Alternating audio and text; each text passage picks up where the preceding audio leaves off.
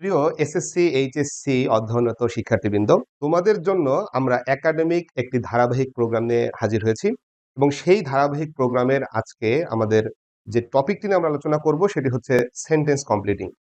এটি ইংরেজি গ্রামারের সবচেয়ে ইম্পর্টেন্ট এবং ইম্প্যাক্টফুল একটা টপিক, যেটার ইম্প্যাক্ট কিন্তু আমাদের অন্যান্য অনেক টপিকেই পাওয়া যাবে। ফলে এই টপিকটি যারা ঠিক মতন বুঝবে তারা যেমন একদিক দিয়ে ফ্রি হ্যান্ড লেখা শিখবে, একইভাবে অবশ্যই পরীক্ষায় এই টপিকের উপর থেকে যে প্রশ্নগুলো আসবে সেই প্রশ্নগুলো তো অবশ্যই পারা যাবে, সেটা আমরা সবাই বুঝতে পারতেছি। তবে সমস্যা হচ্ছে এই সেন্টেন্স কমপ্লিটিং টপিকটা আমাদের যেভাবে শেখানো হয় ঠিক সেইটা কিন্তু স্টুডেন্টদের কাছে ওইভাবে কার্যকরী ভূমিকা রাখতে ব্যর্থ হয়। তার কারণ এখানে শেখানোর সিস্টেমের ভিতরে কিছুটা দূরত্ব, কিছুটা গ্যাপ রয়ে যায়। আমরা চেষ্টা করব সেন্টেন্স কমপ্লিটিং বেশ কয়েকটি ধারাবাহিক ক্লাসের মাধ্যমে শেষ করার, এবং সেই ধারাবাহিকতায় আজকে আমাদের একেবারেই প্রথম ক্লাস। আমরা শিখব সেন্টেন্স কমপ্লিটিং এর ভেরি বেসিক, অর্থাৎ বেসিক থেকে আমরা শুরু করব, যাতে সেন্টেন্স কমপ্লিটিং এর প্রতিটা বিষয় আমরা পুঙ্খানুপুঙ্খরূপে শিখতে পারি। পাশাপাশি আমাদের শেখার ক্ষেত্রে ভুলগুলো কোথায় আছে, আমরা কিভাবে শেখার কারণে আসলে এই সেন্টেন্স কমপ্লিটিং থেকে সর্বোচ্চ লেভেলের আউটপুট আমরা বের করে আনতে পারছি না, সেই বিষয়গুলো আমাদের আলোচনার ভিতরে থাকবে ইনশাল্লাহ। সো আমরা চলে যেতে চাই আমাদের সেন্টেন্স কমপ্লিটিং এর একেবারেই প্রথম ক্লাস, সেটি হলো বেসিক অফ সেন্টেন্স কমপ্লিটিং। প্রথমত, সেন্টেন্স কাকে বলে? আমরা সেন্টেন্স কমপ্লিটিং শিখি, বাট যখনই আমি শিক্ষার্থীদের জিজ্ঞাসা করি যে সেন্টেন্স কাকে বলে, প্রত্যেকেই এই সংজ্ঞাটি দিতে যেয়েও তারা ব্যর্থ হয়। তো সেন্টেন্সের একটা সংজ্ঞা আছে, আমরা সেন্টেন্সের সংজ্ঞা জানি না, সেন্টেন্স কাকে বলে জানি না, কিন্তু সেন্টেন্স কমপ্লিটিং এর টপিক শেখা শুরু করে দিই, এটা আসলে ঠিক হয় না। ফলে আমাদের প্রথমে জানতে হবে সেন্টেন্স আসলে কাকে বলে।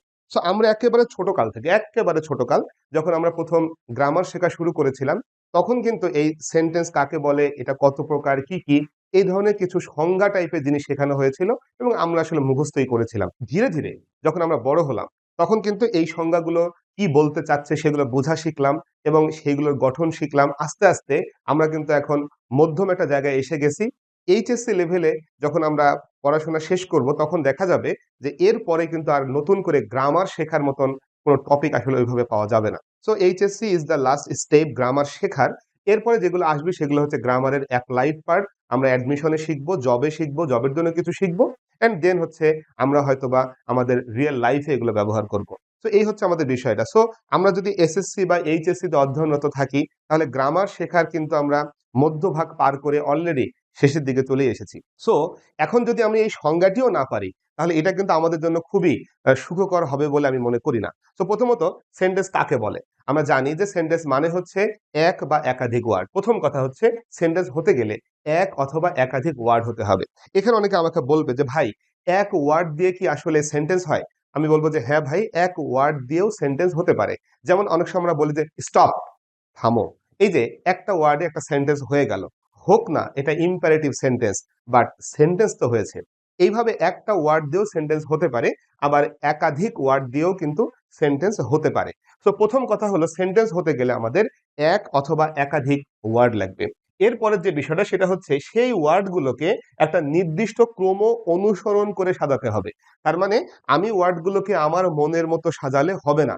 ওয়ার্ডগুলোর একটা সিরিয়াল আছে, যে কোন ওয়ার্ডটা কোথায় বসবে, কোন ওয়ার্ডটা আগে বসবে, কোন ওয়ার্ডটা পরে বসবে। আমাদের সেই সিরিয়াল মেনটেন করে ওয়ার্ডগুলো বসাতে হবে।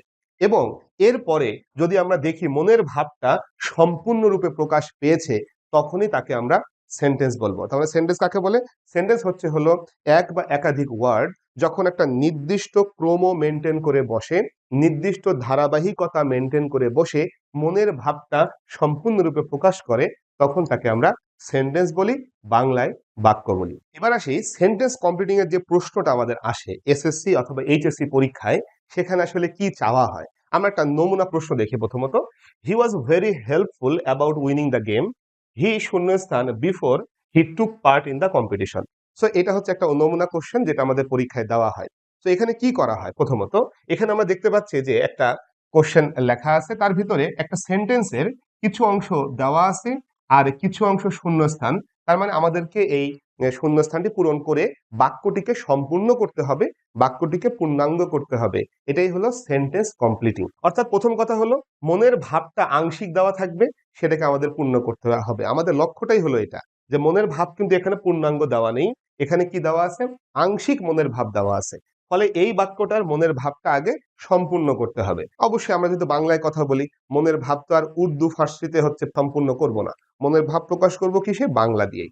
এরপরের কথাটা কি, অবশ্যই অতিরিক্ত যে বাক্য আছে, অর্থাৎ যদি কখনো সেন্টেন্সে অতিরিক্ত সেন্টেন্স থাকে, এই যে এখানে সেন্টেন্স কম্পিটিং এর প্রশ্নের মধ্যে এই সেন্টেন্সটা এক্সট্রা দেওয়া আছে, তাহলে আমাদের এই এক্সট্রা সেন্টেন্সে যা বলা হলো সেই তথ্যটা মাথায় রেখে সেই তথ্যটা বিবেচনা করেই কিন্তু ভাবতে হবে এইখানে কি বললে মনের ভাবটা প্রকাশ পাবে।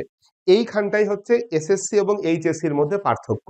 এসএসসি পরীক্ষায় নর্মালি এই ধরনের এক্সট্রা বাক্য দেওয়ার ট্রেডিশন কম, কারণ সেখানে আমাদের টার্গেট থাকে আমরা এই বাক্যটা কমপ্লিট করব আমাদের মনের মতো করে, মনের ভাবটা সম্পূর্ণ করে। কিন্তু এইচএসসি তে এসে একটা সিচুয়েশন তৈরি করে দেওয়া হয় যে এই সিচুয়েশনের আলোকে এবার তুমি সেন্টেন্সটা কমপ্লিট করো। ফলে আমি যদি এক্সট্রা বাক্যের তথ্যটা বিবেচনায় না নেই, তাহলে আলটিমেটলি উত্তর হয়তো হবে, নাম্বার কিন্তু পাবো না। এসএসসি এবং এইচএসসির এই ডিফারেন্সটা আমার দেখা বেশিরভাগ শিক্ষার্থীরা আসলে ধরতেও পারে না, অ্যাপ্লাইও করে না। দুঃখের বিষয়, তাদেরকে ওইভাবে শেখানো হয় না। সো দিস ইজ একটা গ্রেট একটা প্রবলেম। এন্ড দেন এরপরে আসি যে আমরা এই সেন্টেন্স কম্পিটিং শিখতে যে কি কি ভুল করি, কোন ভুলগুলো আমরা করি। ভুলের প্রথম ভুলটাই হলো যে আমরা এই স্ট্রাকচার শেখা শুরু করি।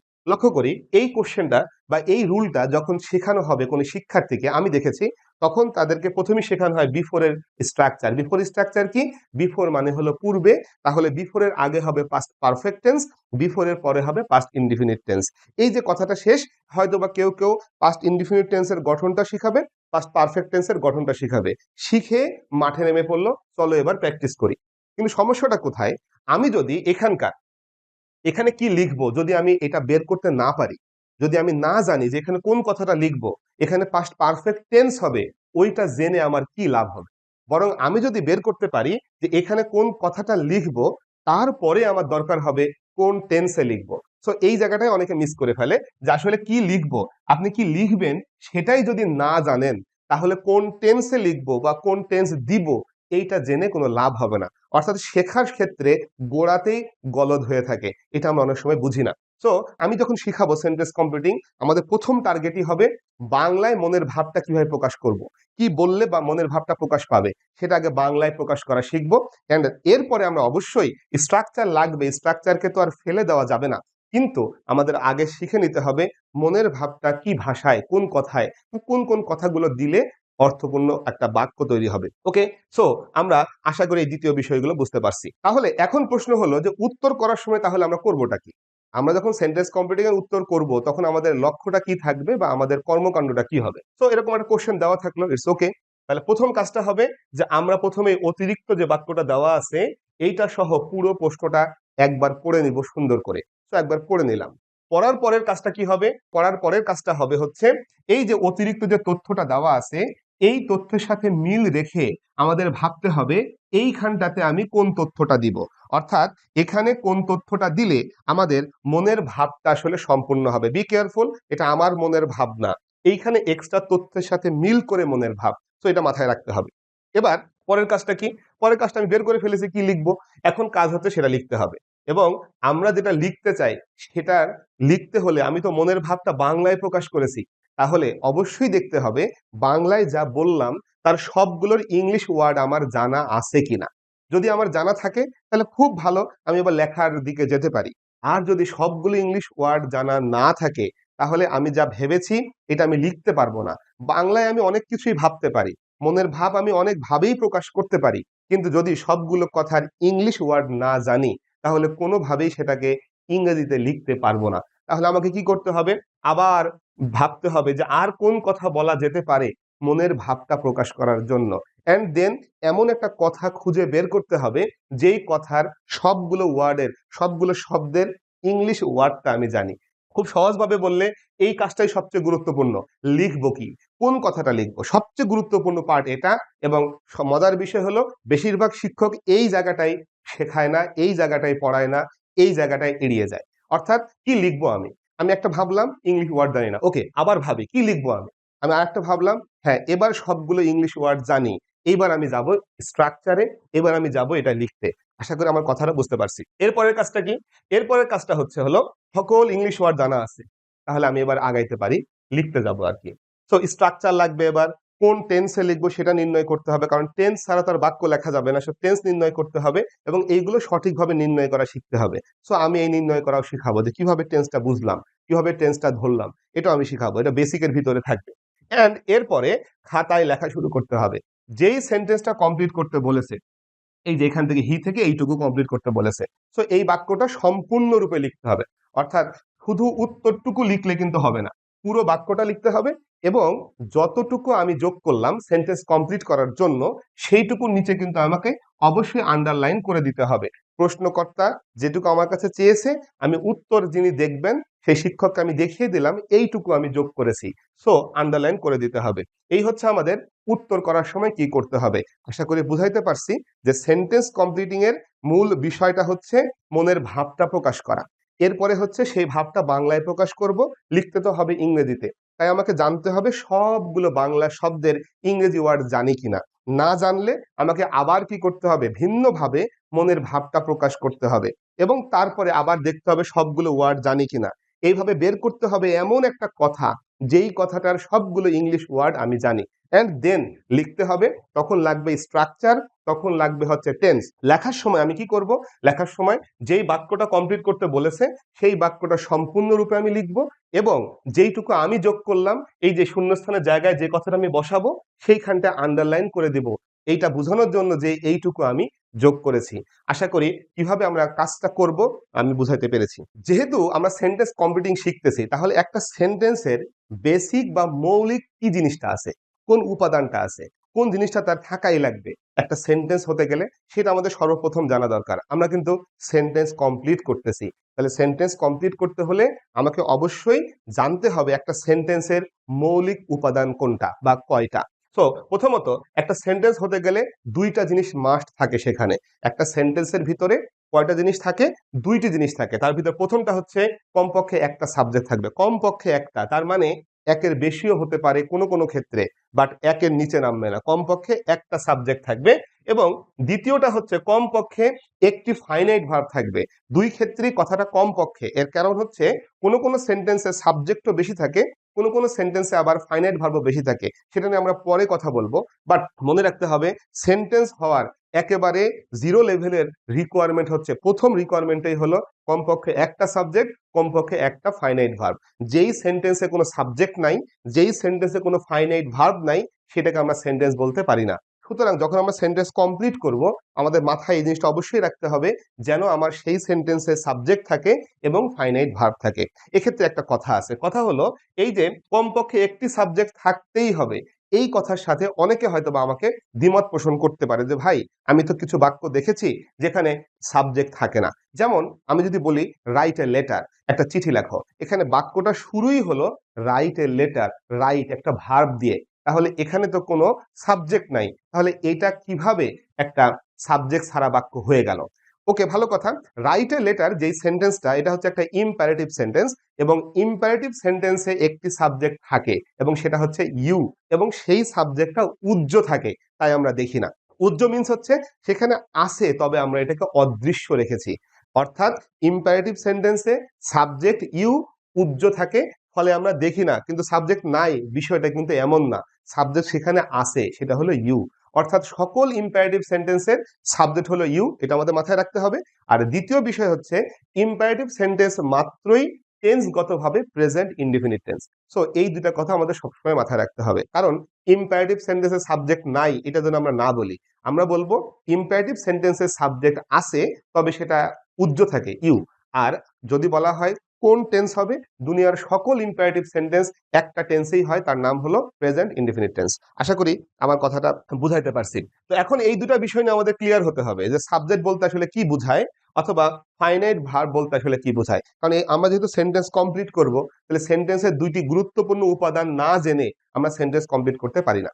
এক্ষেত্রে ছোট্ট করে বলে রাখি, একটা প্রচলিত বিষয় আছে, বিষয়টা হলো অনেক সময় দেখা যায় অনেকে শুধুমাত্র শুধুমাত্র বেসিক গ্রামার শিখাচ্ছে, বেসিক গ্রামার শিখাচ্ছে, তারপরে হচ্ছে আমাদের একাডেমিকে যে টপিকগুলো লাগে সেটা শিখাচ্ছে। এই জায়গাটা একটা মেজর মিস্টেক। এই কাজটা করলে স্টুডেন্টরা অনেক সময় বেসিক গ্রামারের সাথে আমাদের যে টপিক সেটাকে কানেক্ট করতে পারে না। সেই জন্য অনেক সময় বেসিক গ্রামারের জায়গায় থেকে যায়। আর এই যে আমাদের একাডেমিক যে গ্রামার টপিকটা, এটা টপিকের জায়গায় থেকে যায়, মানে দুইটা দুই ভাবে চলে। যদি কানেক্ট করতে না পারি তাহলে দুই জ্ঞানকে কখনোই একসাথে মিলিয়ে আমি কিন্তু সফল একটা আউটপুট বের করতে পারবো না। তাহলে আমাকে কি করতে হবে? আমি যেভাবে শিখাই প্রতিটা টপিক, ফর এক্সাম্পল আমরা এখন শিখতেছি হলো সেন্টেন্স কমপ্লিটিং, এরপরে শিখবো রাইট ফর্ম অফ ভার্বস অথবা ট্রান্সফরমেশন, অথবা আরেকটা টপিক আমরা যখন শিখবো বা ন্যারেশন। প্রত্যেকটা গ্রামার টপিক শেখার জন্য আমি জানি বেসিক কোন কোন বিষয়গুলো জানা লাগে, আমি সেইগুলো ক্লিয়ার করব। অ্যান্ড এরপরে আমি যে কাজটা করব সেটা হচ্ছে হলো ওই টপিকটা শুরু করব। তাহলে স্টুডেন্ট বুঝবে যে আসলে আমি যে বেসিকটা শিখলাম সেটা আমার গ্রামার টপিকে কোন জায়গাটায় কাজ করবে। এমনকি গ্রামার কোশ্চেন সলভ করার সময় সে বেসিকটা ইউজ করতে করতে তার ভিতরে বেসিকটা স্ট্রং হয়ে যাবে। So this is most important learning এর ক্ষেত্রে। সবাই শেখায় ভাই, বাট শেখানোর ভিতরে কিন্তু রকম থাকে। আশা করি বুঝতেই পারতেছি। এইভাবে যদি শেখা হয় তাহলেই শুধুমাত্র আমি বিশ্বাস করি এই ইংরেজিটা একটা টেকসই ইংরেজি হবে, এবং এটা জীবনের সব জায়গায় মানুষ ইউজ করতে পারবে।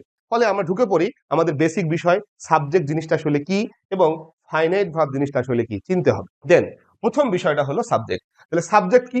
সাবজেক্ট বলতে আমাদের কেউ কেউ বলবে ভাই সাবজেক্ট মানে তো কর্তা। আচ্ছা ওকে, ভালো কথা, সাবজেক্ট মানে কর্তা, এটা হতেই পারে। কিন্তু আমরা বলবো যে যার দ্বারা সেন্টেন্সের কাজটা সম্পন্ন হয়, অর্থাৎ সেন্টেন্সে যে ভার্বটা আছে এই ভার্বটা যাকে দিয়ে সম্পন্ন হয়, যে এই কাজটা করে, তাকে আমরা বলি হচ্ছে সাবজেক্ট, প্রথম কথা। অথবা দ্বিতীয় কথা হচ্ছে হলো সেন্টেন্সে যার সম্পর্কে কথা বলা হবে সেটাই হলো সাবজেক্ট।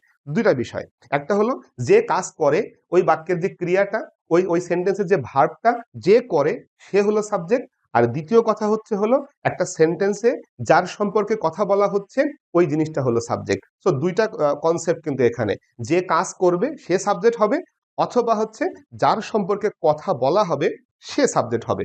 ওকে, এক্সাম্পল দেখি। I read in this school, অর্থাৎ হচ্ছে আমি এই স্কুলে পড়ি বা পড়াশোনা করি। তাহলে এখন এই রিড করা কাজটা, এই যে রিড একটা কাজ, এই কাজটা আসলে কে করে? বোঝাই যাচ্ছে আমি করি। তাহলে এখানে আইটা কিন্তু আমাদের সাবজেক্ট হবে। আশা করি আমি বুঝাতে পারছি। আইটা সাবজেক্ট কেন? কারণ আই হচ্ছে রিড করা কাজটা করে। দেন আমি যদি পরের বাক্যটা বলি, দিস ইজ এ টয়। এখন এখানে কি নিয়ে কথা বলা হচ্ছে? একটা টয় নিয়ে। তাহলে এই টয়টাকে আমরা বললাম দিস দিয়ে। দিস এই হয় একটা কি খেলনা। ওকে, এরপরে দেখো ম্যান ইজ মর্টাল। তাহলে ম্যান ইজ মর্টাল, ইজ হলো ভার্ব। তাহলে এখানে কাকে নিয়ে কথা বলা হচ্ছে? ম্যানকে নিয়ে। তাহলে ম্যান হলো আমাদের সাবজেক্ট। এইভাবে যার সম্পর্কে কথা বলা হয় সে যেমন সাবজেক্ট হয়, একইভাবে যে ক্রিয়াটা সম্পাদন করে সেও কিন্তু সাবজেক্ট হয়। ওকে, এরপরে পরবর্তী টপিকটার নাম হলো finite verb, the most important topic. কারণ আমরা যখন রাইট ফর্ম অফ ভার্ব শিখবো তখনও কিন্তু এই ফাইনাইট ভার্বের কনসেপ্ট আমাদের প্রয়োজন হবে। ফাইনাইট ভার্বের কনসেপ্ট ছাড়া আমরা কিন্তু রাইট ফর্ম অফ ভার্বস বলি অথবা ভার্ব রিলেটেড যে কোনো বিষয় বলি, কখনোই আমরা খুব বেশি দূর আগাইতে পারবো না। সো আমাদের এখনকার আলোচনার বিষয় হলো ফাইনাইট ভার্ব। ওকে, ফাইনাইট ভার্বে বাংলা যদি বলি তাহলে বাংলা কি? ফাইনাইট ভার্বে বাংলা হচ্ছে হলো সমাপিকা ক্রিয়া। ফাইনাইট ভার্বে বাংলা হচ্ছে সমাপিকা ক্রিয়া। সো বাংলা ব্যাকরণে যাকে আমরা সমাপিকা ক্রিয়া বলি, ইংরেজিতে তাকেই কিন্তু আমরা ফাইনাইট ভার্ব বলতেছি। আশা করি বুঝতেই পারছি। ফলে এখন প্রথমে আসি, বাংলায় সমাপিকা ক্রিয়া কাকে বলে? যেই ক্রিয়া দিয়ে বাংলা বাক্যটি শেষ হবে, যেই ক্রিয়া দিয়ে বাংলা বাক্যটি সমাপ্ত হবে। মনে মনে একটা বাংলা বাক্য ভাবি, ভাবলে দেখা যাবে প্রত্যেকটা বাংলা বাক্য শেষে যে একটা ভার্ব থাকে। আমি স্কুলে যাই, বা আমি ফুটবল খেলি, অথবা আমি ভাত খাই। প্রত্যেকটা বাংলা বাক্যের শেষে একটা ক্রিয়া আছে, অর্থাৎ যেই ক্রিয়াটা বাক্যের শেষে থাকে সেই ক্রিয়াটার নামই হচ্ছে সমাপিকা ক্রিয়া। এখানে কথা আছে, বাংলা বাক্যটা কিন্তু সঠিক হতে হবে, ভুলভাল বাক্য বললে কিন্তু হবে না। সঠিক একটা বাংলা বাক্য, সেই বাক্যের শেষে যে ক্রিয়াটা থাকবে, শেষে মিন্স এরকম না যে একবার লাস্ট ওয়ার্ডটা হবে, লাস্ট ওয়ার্ডের আগেও থাকতে পারে, বাট যে ক্রিয়াটা শেষের দিকে থাকবে, লাস্টের দিকে যে ক্রিয়াটা থাকবে সেই ক্রিয়াটা হচ্ছে হলো আমাদের কি ভার্ব? সেই ক্রিয়াটা হলো আমাদের সমাপিকা ক্রিয়া বাংলায়। এখন আমি যদি কোনো একটা ইংরেজি বাক্যের বাংলা অনুবাদ করতে পারি সঠিকভাবে, তাহলে বাংলা বাক্যে যাকে আমরা সমাপিকা হিসেবে পাবো, ইংরেজি সেন্টেন্সে সেটাই কিন্তু ফাইনাইট ভার্ব হিসেবে থাকবে। আমি আবারও বলতেছি, আমি যদি কোনো একটা ইংরেজি বাক্যকে বাংলায় অনুবাদ করি সঠিকভাবে, তাহলে বাংলা বাক্যের শেষে বা বাংলা বাক্যে সমাপিকা হিসাবে যেই ক্রিয়াটাকে পাবো, ইংরেজি সেন্টেন্সে ওই ক্রিয়াটাই কিন্তু ফাইনাইট ভার্ব রূপে থাকবে। সো এইভাবে কিন্তু আমরা ফাইনাইট ভার্বকে চিনতে পারি। বাংলা করব, বাংলা করে দেখব বাংলা বাক্যে কে সমাপিকা, এন্ড দেন ইংরেজিতে সেই ক্রিয়াটাই হবে ফাইনাইট ভার্ব। এটা একটা আমাদের সংজ্ঞা। এরপরে চলে আসি দ্বিতীয় যেটা, যেটা ইংরেজির ভাষার ভিতরে যেটা আছে আর কি সংজ্ঞাটা, সেটা কি?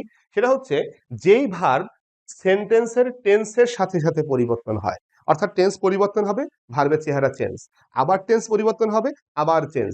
অর্থাৎ বিভিন্ন টেন্সে ভার্বটা বিভিন্ন রকমের চেহারা নিয়ে থাকে। টেন্স পরিবর্তন হবে, ভার্ব চেঞ্জ হবে, টেন্স পরিবর্তন হবে, ভার্ব চেঞ্জ হবে। আরো সহজভাবে যদি এই কথাটা বলি তাহলে কি হবে? সহজ কথাটা হচ্ছে যেই ভার্বটা দেখে আমি টেন্স চিনতে পারি তারই নাম হচ্ছে ফাইনাইট ভার্ব। আমি আবারও বলতেছি, একটা সেন্টেন্স দিলাম, সেই সেন্টেন্সের একটা ভার্ব আছে, আমি বললাম যে ভাই এটা কোন টেন্সে লেখা হয়েছে। ফর এক্সাম্পল আমি যদি বলি it has been raining since morning, it has been raining since morning, তাহলে এটা কোন টেন্স? যখনই জিজ্ঞেস করা হবে তখন স্টুডেন্ট বলবে যে ভাই এটা হলো present perfect continuous tense. It has been raining since morning কোন টেন্স? উত্তর দিবে এটা প্রেজেন্ট পারফেক্ট কন্টিনিউয়াস টেন্স। কি দেখে আমরা বুঝলাম এটা প্রেজেন্ট পারফেক্ট কন্টিনিউয়াস টেন্স? উত্তর হচ্ছে হ্যাজ বিন রেইনিং। এই তিনটা ওয়ার্ড, হ্যাজ বিন রেইনিং, এই তিনটা ওয়ার্ড একসাথে মিলে প্রেজেন্ট পারফেক্ট কন্টিনিউয়াস টেন্সের ভার্ব তৈরি করেছে। ফলে আমরা ঘোষণা করলাম যে এইখানে এই হ্যাজ বিন রেইনিং সম্পূর্ণটা মিলে একটি ফাইনাইট ভার্ব। কারণ আমি টেন্স চিনেছি এই সম্পূর্ণটা দেখে। শুধু রেইনিং দেখে টেন্স চিনি নাই, বিন দেখে টেন্স চিনি নাই, বিন রেইনিং দেখে চিনি নাই, বরং টেন্স চিনেছি হ্যাজ বিন রেইনিং দেখে। একইভাবে একটু ভেবে দেখি যে যদি বলি হয় আই এম প্লেইং ক্রিকেট, তাহলে আই এম প্লেইং ক্রিকেট, তাহলে এম প্লেইং একসাথে মিলে একটা ফাইনাইট ভার্ব। হ্যাঁ অবশ্যই যদি আমি আলাদা করে ভাবি তাহলে শুধু প্লেইং তো আর টেন্স বলতে পারে না। শুধু প্লেইং দেখে কি টেন্স বলা যাবে? যাবে না। তাহলে শুধু প্লেইং হবে নন ফাইনাইট ভার্ব, আর এম প্লেইং একসাথে হবে ফাইনাইট ভার্ব, শুধু এমও কিন্তু হবে একটা ফাইনাইট ভার্ব। এই সম্পর্কে বিস্তারিত আলোচনা আমরা রাইট ফর্ম অফ ভার্বস এর অংশে করব ইনশাআল্লাহ, বা ওই ক্লাসের ওই ভিডিওটা দেখলেই এই বিষয়টা আরো ক্লিয়ার হয়ে যাবে। আমরা আপাতত ফিরে আসি আমাদের মূল পড়াশোনায়। আমাদের যতটুকু দরকার ছিল আমরা সেটা বুঝে ফেলেছি যে বাংলা বাক্যে যেটা সমাপিকা ক্রিয়া, ইংরেজিতে সেটা হবে হচ্ছে ফাইনাইট ভার্ব। অনেকে ভাববে যে এই কথাটা কেন বললাম, কারণ হচ্ছে আমি তো বাংলায় মনের ভাব প্রকাশ করব। তাহলে বাংলায় মনের ভাবে আমি যেই কথাটা বললাম সেই কথার শেষে কোন ক্রিয়াটা আছে, সেই কথাটা কোন ক্রিয়া দিয়ে সমাপ্ত হলো, সেইটা নিয়েই তো আমি কি করব, আমি হচ্ছে হলো ফাইনাইট ভার্ব বানাবো ইংরেজিতে। ফলে অবশ্যই আমাকে এই সংজ্ঞাটা জানা দরকার ছিল। এইবার যখন আমি ফাইনাইট ভার্বটা লিখবো তখন মনে রাখতে হবে এই ভার্বটা কিন্তু টেন্সের সাথে সাথে কি হবে? চেঞ্জ হবে। টেন্সের সাথে সাথে এটা পরিবর্তিত হবে। একইভাবে সাবজেক্টের নাম্বার এবং পার্সন অনুসারেও পরিবর্তিত হবে। তার মানে সাবজেক্টের নাম্বার অনুযায়ী চেঞ্জ হবে, সাবজেক্টের পার্সন অনুযায়ী চেঞ্জ হবে। যেমন হি দিলে গোজ হয়, আই দিলে আবার গো হয়। অর্থাৎ সাবজেক্টের নাম্বার পার্সনের সাথে সাথে চেঞ্জ হবে। এমনকি যদি আমি ভয়েসটা চেঞ্জ করি, অ্যাক্টিভ ভয়েসে একরকম ভার্ব হবে, প্যাসিভ ভয়েসে আর এক রকমের ভার্ব হবে। তার মানে যখনই আমি ফাইনাইট ভার্বটা লিখবো, ফাইনাইট ভার্বটা লিখবো সেন্টেন্সের ভিতরে অথবা একটা ক্লজের ভিতরে, তখন আমাকে মাথায় রাখতে হবে টেন্স বিষয়টা কি হবে, কোন টেন্সে লিখতে হবে, এর সাবজেক্টটা কি হবে, তার নাম্বার পার্সন কি, অ্যান্ড অফকোর্স এটা ভয়েসটা কি হবে, অ্যাক্টিভ ভয়েস না প্যাসিভ ভয়েস। কারণ ফাইনাইট ভার্ব এই তিনটা বিষয়ের সাথে মিল রেখেই কি হয়, তার চেহারাগুলো চেঞ্জ করে। রাইট ফর্ম অফ ভার্বসে এই সম্পর্কে অনেক অনেক বিস্তারিত ইন ডেপথ আলোচনা করা হবে ইনশাআল্লাহ। ওকে, তাহলে এরপরে চলে আসি ফাইনাইট ভার্ব নির্ণয় করার বা চেনার আরেকটা সহজ পদ্ধতি। সেটা কি? সেটা হচ্ছে হলো সমাপিকা ক্রিয়া নির্ণয় করার একটা শর্ট টেকনিক, ফাইনাইট ভার্ব চেনার একটা শর্ট টেকনিক। কিভাবে চিনবো? যদিও আমাদের এখন চিনতে হবে না, বাট আমাদের লিখতে হবে। সেক্ষেত্রে আমরা যে দুইটা সংজ্ঞা শিখেছি ওইটাই ইনাফ। বাট আমরা এখন যেটা করব সেটা চিনে রাখি যে ফাইনাইট ভার্বকে কিভাবে চেনা যায় ভবিষ্যতের প্রয়োজনে। ঠিক আছে? ওকে, প্রথমত মনে রাখতে হবে শুধু আইএনজি। শুধু আইএনজি মানে কি? একটা বাক্যের মধ্যে জাস্ট একটা আইএনজি আছে, আইএনজির আগে কোনো অক্সিলারি ভার্ব নাই, জাস্ট একটা আইএনজি আছে। অথবা শুধু ভি থ্রি, বাক্যের মধ্যে একটা ভি থ্রি আছে, মানে পাস্ট পার্টিসিপল ফর্ম। আমরা জানি ভি ওয়ান মানে প্রেজেন্ট ফর্ম, ভি টু মানে পাস্ট ফর্ম, ভি থ্রি মানে পাস্ট পার্টিসিপল ফর্ম। তাহলে ভার্বের একটা পাস্ট পার্টিসিপল ফর্ম আছে, কিন্তু সেই ফর্মের আগে কোনো অক্সিলারি নাই, জাস্ট একটা ভি থ্রি, টু প্লাস ভার্বের বেস ফর্ম এবং হ্যাভিং প্লাস ভি থ্রি। এই যে চারটা চেহারা আমরা দেখতে পাচ্ছি, এই চারটা চেহারাই হলো নন ফাইনাইট ভার্ব। এই চারটা চেহারা হলো কি? নন ফাইনাইট ভার্ব। আর এই চারটা চেহারার বাইরে দুনিয়ায় যত চেহারার ভার্ব আছে সবাই হলো ফাইনাইট ভার্ব। এই চারটা হলো নন ফাইনাইট, এর বাইরে অন্য কোনো চেহারা হলেই সেটা কি হবে? ফাইনাইট। So be careful. একটা হলো শুধু আইএনজি, মানে আমি আইএনজি পেয়েছি কিন্তু এর আগে অক্সিলারি পাইনি।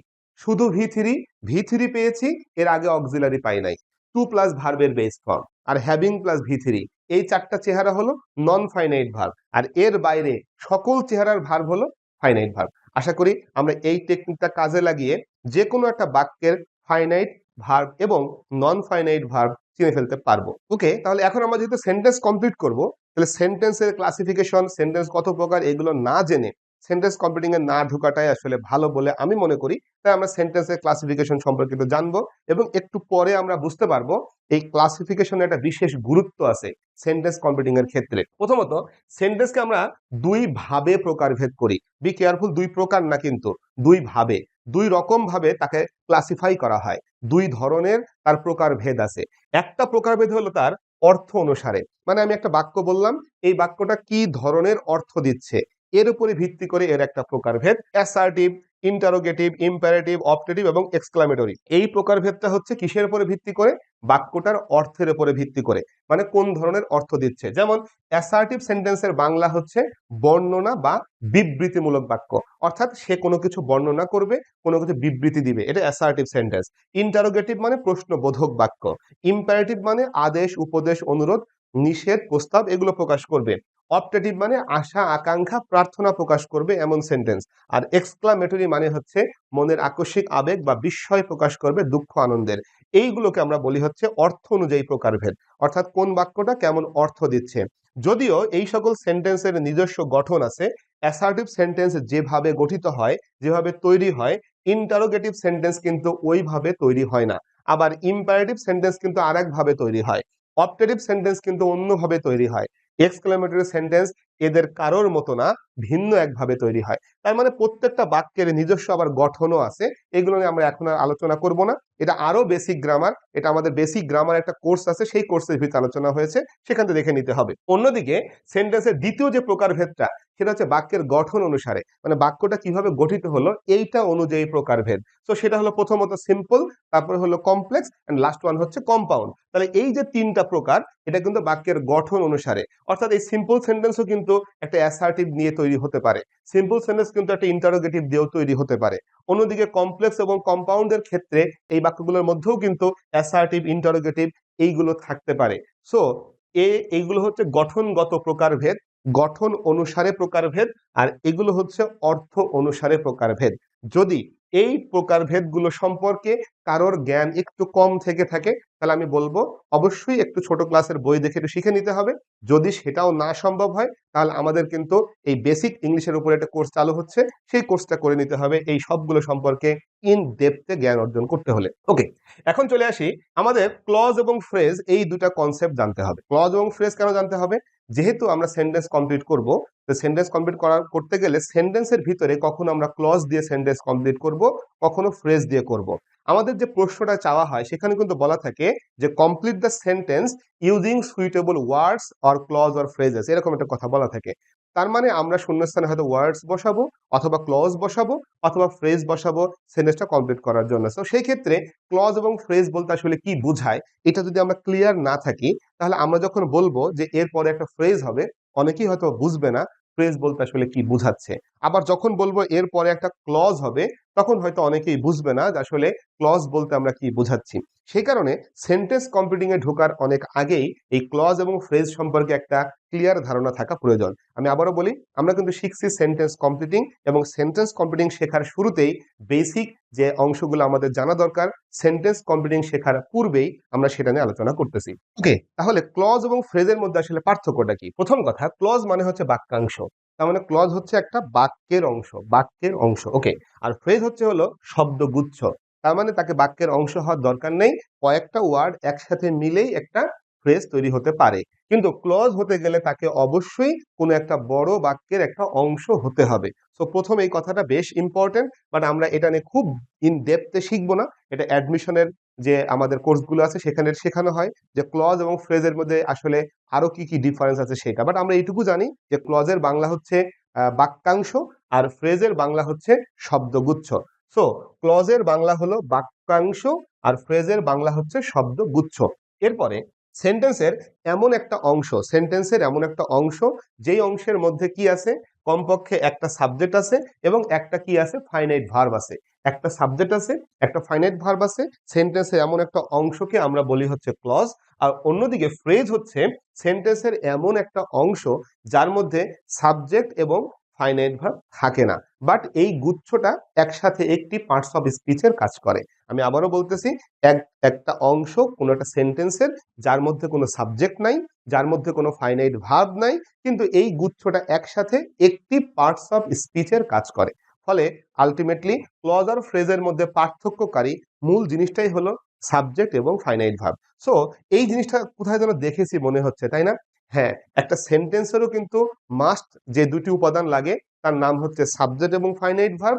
একটা ক্লজ হতে গেলেও মাস্ট যে উপাদান দুটি লাগে সেটা হচ্ছে একটি সাবজেক্ট এবং একটি ফাইনাইট ভার্ব। অর্থাৎ সাবজেক্ট এবং ফাইনাইট ভার্ব ছাড়া যেমন সেন্টেন্স হয় না, সাবজেক্ট এবং ফাইনাইট ভার্ব ছাড়া কিন্তু ক্লজও হয় না। এখানে আরেকটা কথা মনে রাখতে হবে, এই ক্লজটা যদি আবার ইম্পারেটিভ হয় তাহলে কিন্তু সেই আগের কথাটা ফিরে আসবে। কারণ ইম্পারেটিভের মধ্যে আমরা কিন্তু সাবজেক্টকে দেখবো না, ওটা উজ্জ্ব থাকে। সাবজেক্ট হলো ইউ, সেটা উজ্জ্ব থাকে ইম্পারেটিভের ক্ষেত্রে। সো ক্লজ যদি ইম্পারেটিভ হয় সেখানেও সাবজেক্ট উজ্জ্ব থাকবে, সেন্টেন্স যদি ইম্পারেটিভ হয় সেখানেও সাবজেক্ট উজ্জ্ব থাকবে। কিন্তু অন্যদিকে একটা ফ্রেজের মধ্যে সাবজেক্ট কখনোই থাকবে না, একটা ফ্রেজের মধ্যে ফাইনাইট ভার্ব কখনোই থাকবে না। এবার যেহেতু আমরা ক্লজ নিয়ে কথা বলছি, তাহলে ক্লজের একটা প্রকারভেদ আমাদের জানতে হবে, কারণ আমাদের সেন্টেন্স কমপ্লিটিং এ এই ক্লজের প্রকারভেদটা লাগবে। সো প্রথমে চলে আসি, ক্লজকে আমরা প্রথমত তিন ভাগে ভাগ করেছি। একটার নাম হচ্ছে প্রিন্সিপাল ক্লজ, একটার নাম হলো সাবঅর্ডিনেট ক্লজ, একটার নাম হচ্ছে কোঅর্ডিনেট ক্লজ। এগুলো নিয়ে কিন্তু বিস্তারিত আসলে আলোচনা করা হবে না এখন, কারণ আমাদের এত বিস্তারিত জানার প্রয়োজন নাই। এগুলো আমাদের ভর্তি পরীক্ষা অথবা হচ্ছে জবের পরীক্ষা, সেখানে এগুলো বিস্তারিত লাগবে, বিকজ আইডেন্টিফিকেশন আসে কোনটা কোন ক্লজ আইডেন্টিফাই করতে হয়। এখন আমাদের যতটুকু লাগবে সেন্টেন্স কমপ্লিট করার জন্য ওইটুকু শিখে রাখবো, বাকিটা অ্যাডমিশনের সময়, জবের সময় আমরা অ্যাড করে করে ওই জ্ঞানটাকে আরো বেশি কি করব, সমৃদ্ধ করব। ফলে তিন প্রকার যে ক্লজ, তার ভিতর প্রথম যেটা প্রিন্সিপাল ক্লজ, এইটাকে আমরা অনেক সময় মেইন ক্লজ বলি। প্রিন্সিপাল ক্লজকে আমরা অনেক সময় কি বলি, মেইন ক্লজ বলি। প্রিন্সিপাল ক্লজকে অনেক সময় আমরা কি বলি, ইন্ডিপেন্ডেন্ট ক্লজ বলি, স্বাধীন ক্লজ বলি। অন্যদিকে সাবঅর্ডিনেট ক্লজ যেটা, সেটাকে আমরা অনেক সময় বলি হচ্ছে ডিপেন্ডেন্ট ক্লজ বা নির্ভরশীল ক্লজ।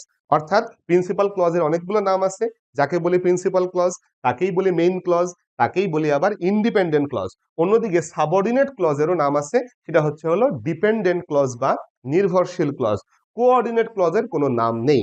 অন্যদিকে সাবঅর্ডিনেট ক্লজকে প্রকারভেদ করা হয়েছে তিন ভাগে, কিন্তু প্রিন্সিপাল এবং কোঅর্ডিনেট ক্লজের কোনো প্রকারভেদ নেই। তাহলে সাবঅর্ডিনেট ক্লজের প্রকারভেদ হচ্ছে নাউন ক্লজ, অ্যাডজেক্টিভ ক্লজ এবং অ্যাডভার্বিয়াল ক্লজ।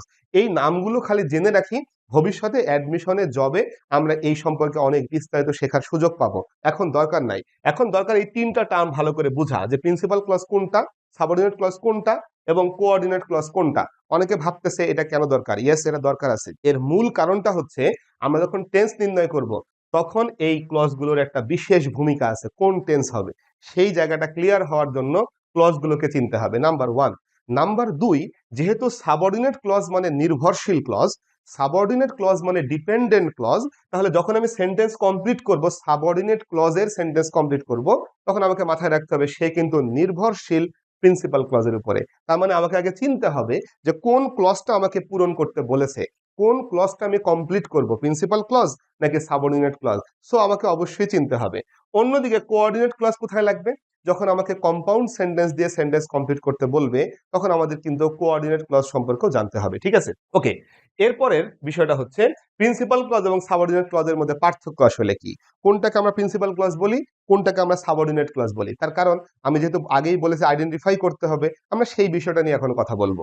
সো প্রথমত প্রিন্সিপাল ক্লজ বা সাবঅর্ডিনেট ক্লজের মধ্যে আমি যদি সংজ্ঞা হিসেবে পার্থক্য বলি তাহলে কি হবে, প্রিন্সিপাল ক্লজ হচ্ছে যেই ক্লজকে সেন্টেন্স থেকে আলাদা করে ফেললাম, যেই ক্লজকে আমি সেন্টেন্স থেকে আলাদা করে ফেললাম, শুধু ওই ক্লজটা রাখলাম এবং রাখার পরে দেখা গেল সে হচ্ছে পূর্ণাঙ্গ অর্থ দিছে, পরিপূর্ণ অর্থ দিছে, তখন আমি তাকে একটা বলবো প্রিন্সিপাল ক্লজ। অর্থাৎ পুরো একটা বাক্যের মধ্যে একটা ক্লজকে আলাদা করে ফেলার পরেও সে যদি পরিপূর্ণ অর্থ দেয়, মনের ভাবটা যদি সেখানে সম্পূর্ণ থাকে, তাহলে সেটা হবে একটা প্রিন্সিপাল ক্লজ। অন্যদিকে সাবঅর্ডিনেট ক্লজ হচ্ছে আমি সেন্টেন্স থেকে আলাদা করে ফেললাম, সে এখন আর পরিপূর্ণ অর্থ দিতে পারছে না, সে স্বাধীনভাবে অর্থ দিতে পারছে না, তার কারণ সে অর্থ প্রকাশের জন্য প্রিন্সিপাল ক্লজের উপরে নির্ভর করতেছে। এমন ক্লজকে আমরা বলি হচ্ছে সাবঅর্ডিনেট ক্লজ। তাহলে আমি আবারও বলি, একটা সেন্টেন্স থেকে একটা অংশ আলাদা করে ফেললাম, সেই অংশটা একটা পরিপূর্ণ অর্থ দিচ্ছে, একটা পূর্ণাঙ্গ অর্থ দিচ্ছে, তাহলে তার নাম হলো প্রিন্সিপাল ক্লজ। অন্যদিকে একটা সেন্টেন্স থেকে একটা অংশ আলাদা করে ফেললাম, সে পূর্ণাঙ্গ অর্থ দিতে পারছে না, কারণ সে অর্থ প্রকাশের জন্য প্রিন্সিপাল ক্লজের সাথে একটা কানেকশন ফিল করতেছে, বাট প্রিন্সিপাল ক্লজ তো নাই, সে এখন একা। তখন আমি তাকে বলবো সে একটা সাবঅর্ডিনেট ক্লজ। এটা হলো বইয়ের সংজ্ঞা, বইয়ে এভাবে বলা হয়েছে, বাট পরীক্ষার হলে বাংলা করে কে পরিপূর্ণ অর্থ দেয়, কে দেয় না, ওখানে মেন বাক্য থেকে আলাদা করে নিয়ে আসতে হবে, এত সময় নাই ভাই। সো আমাকে অন্য কোনো ভাবে এই ক্লজটাকে চিনতে হবে। সো আগে আমরা দেখে ফেলি আমরা এইভাবে চিনতে পারি কিনা। I know the man who came hair, আগে আমরা দেখি অর্থ করে হয় কিনা। সহজ বাক্য, I know the man who came hair Bangla হলো আমি লোকটিকে চিনি যে এখানে এসেছিল। আমি লোকটিকে চিনি যে এখানে এসেছিল। সো এই বাক্যটা বাংলা আমরা করতে পারবো। এখন আমি যদি এখান থেকে একটা অংশ বের করে নিয়ে আসি, আই নো দি ম্যান, এবং আরেকটা অংশ বের করে নিয়ে যাই, হু কেম হেয়ার, দুইটা অংশ, আই নো দি ম্যান এবং হু কেম হেয়ার। এবার লক্ষ্য করে আই নো দি মানে বাংলা কি, আমি লোকটিকে চিনি, আর হু কেম হেয়ারের বাংলা কি, যে এখানে এসেছিল। এখন আমি লোকটিকে চিনি এই বাক্যটা কিন্তু অর্থ প্রকাশ করে ফেলেছে পরিপূর্ণ। যে এখানে এসেছিল যদি আমি নাও বলি কোনো সমস্যা নেই, আমি লোকটিকে চিনি, বাক্য আমি এইটুকুই বলবো। হয়তো বা তথ্য কিছু কম আছে, বাট বাক্য এখানে সমাপ্ত হয়ে গেছে, অর্থ এখানে পরিপূর্ণ হয়ে গেছে। আমার যে এখানে এসেছিল না বললে বাক্যের কোনো সমস্যা হবে না, মনের ভাবটা পূর্ণাঙ্গ হয়ে গেছে। কিন্তু যদি আমি বলি যে এখানে এসেছিল, যে এখানে এসেছিল, বাক্য কি মনের ভাবটা সম্পূর্ণ হচ্ছে? নিজে একটু ভেবে দেখেন, যে এখানে এসেছিল, না, মনের ভাবটা আসলে সম্পূর্ণ হচ্ছে না। তার মানে এখানে এটা হলো একটা সাবঅর্ডিনেট ক্লজ। এইভাবে বাংলা করে করে আমরা কিন্তু প্রিন্সিপাল এবং সাবঅর্ডিনেট ক্লজ চিনতেই পারি। কিন্তু আমি বলছিলাম আমরা একটা টেকনিক অবলম্বন করব। কেন? তার কারণ আমরা সবাই জানি, যারা আমরা ইংরেজি শিখি, ইংলিশ লার্নার, ইংলিশ শিখতে এসেছি, ইচ অ্যান্ড এভরিওয়ান একটা সমস্যায় ভোগে, সেটা হলো ঠিক মতন বাংলা অনুবাদ করতে পারে না। অর্থাৎ বাংলা অনুবাদ করতে যেয়ে তার মেজর সমস্যা হয়, গুছায় বাংলাটা বলতে পারে না যে এই বাক্যটার বাংলা অনুবাদ কি হলো। সেই কারণে আমরা যতটুকু সম্ভব বাংলার সহায়তা কম নিব, বাংলা অর্থ করে বিষয়টা বুঝার সহায়তা কম নিব। বুঝার ক্ষেত্রে আমরা যাতে অন্য কোনো সিস্টেমে বুঝতে পারি কিনা সেটার উপর ভরসা করব, কারণ আমাদের দুর্বল জায়গাটাকে যদি বেশি ইউজ করি তাহলে কিন্তু আমরা সারা জীবন ইংরেজিতে দুর্বলই থেকে যাব। তাই আমরা এটা সাবঅর্ডিনেট এবং প্রিন্সিপাল ক্লজ আইডেন্টিফাই করার অন্য একটা টেকনিকের দিকে চলে যাবো আর কি। সো এখন সেই টেকনিকটা কিভাবে হবে দেখি। এটা বুঝতে গেলে আমাদের স্ট্রাকচার গুলো দেখতে হবে, প্রিন্সিপাল এবং সাবঅর্ডিনেট ক্লজের স্ট্রাকচার, দুটোর মধ্যে পার্থক্য আশা করে চোখে দেখা যাচ্ছে। প্রিন্সিপাল ক্লজটা শুরু হচ্ছে সাবজেক্ট দিয়ে, সাবজেক্ট দিয়ে শুরু হচ্ছে, কিন্তু সাবঅর্ডিনেট ক্লজটা শুরু হচ্ছে একটা জিনিস দিয়ে, সিএম লেখা আছে। সিএম মিনস হচ্ছে কেউ এটা যেন না মনে করি যে এটা চিফ মিনিস্টার, না ভাই, এটা মুখ্যমন্ত্রী না। সিএম মানে হচ্ছে clause marker. So this is the most important term এই প্রিন্সিপাল ক্লজ এবং সাবঅর্ডিনেট ক্লজ চেনার জন্য। তাহলে সিএম এর পূর্ণরূপ কি? Clause marker. সিএম এর পূর্ণরূপ কি? Clause marker. অর্থাৎ এই ক্লজ মার্কার যে জিনিসটা, এই জিনিসটাই বলে দিবে কে প্রিন্সিপাল ক্লজ, কে সাবঅর্ডিনেট ক্লজ। অর্থাৎ যেই ক্লজের শুরুতে কোনো ক্লজ মার্কার থাকে না তার নাম হচ্ছে প্রিন্সিপাল ক্লজ, যেই ক্লজের শুরুতে ক্লজ মার্কার থাকে তার নাম হচ্ছে সাবঅর্ডিনেট ক্লজ। সো খুবই সহজে বোঝা যাচ্ছে যে ক্লজ মার্কার নামের এই জিনিসটাকে যদি আমরা চিনে ফেলি তাহলেই কিন্তু কোনটা প্রিন্সিপাল ক্লজ আর কোনটা সাবঅর্ডিনেট ক্লজ একেবারে চোখে দেখে আমরা বলে দিতে পারবো, ঠিক না? ওকে, তাহলে আমরা এইটা জানতে চাই যে ক্লজ মার্কার জিনিসটা তাহলে আসলে কি। সহজভাবে যদি বলি, ক্লজ মার্কার হচ্ছে কমপ্লেক্স সেন্টেন্সে আমরা যে লিঙ্কার গুলো ব্যবহার করি সেইগুলোর নামই হচ্ছে ক্লজ মার্কার। আমি আবারও বলতেছি, কমপ্লেক্স সেন্টেন্সে আমরা যত লিঙ্কার ব্যবহার করি তার নাম হচ্ছে ক্লজ মার্কার। আরো সহজভাবে যদি বলি তাহলে আমরা সেন্টেন্স কমপ্লিটিং শেখার সময় এই ক্লজ মার্কার গুলো সবগুলোই ব্যবহার করে করেই সেন্টেন্স কমপ্লিট করব। তার মানে আমাদের ক্লজ মার্কার আমাদের চিনতে সমস্যা হবে না।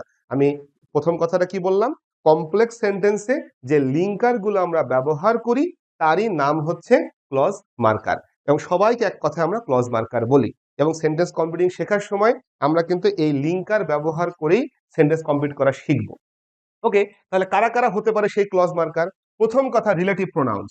রিলেটিভ প্রোনাউন্স গুলো কিন্তু কি হবে? ক্লজ মার্কার হবে। প্রশ্ন হলো রিলেটিভ প্রোনাউন কোনগুলো? রিলেটিভ প্রোনাউন হচ্ছে ডাব্লিউএইচ ওয়ার্ড যতগুলো আছে সেইগুলো। ডাব্লিউএইচ ওয়ার্ড কোনগুলো?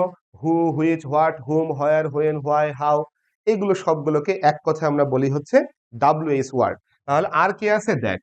তার মানে WH ওয়ার্ড এবং দ্যাট এই দুইটা জিনিসকে আমরা এক কথায় বলি হচ্ছে রিলেটিভ প্রোনাউন।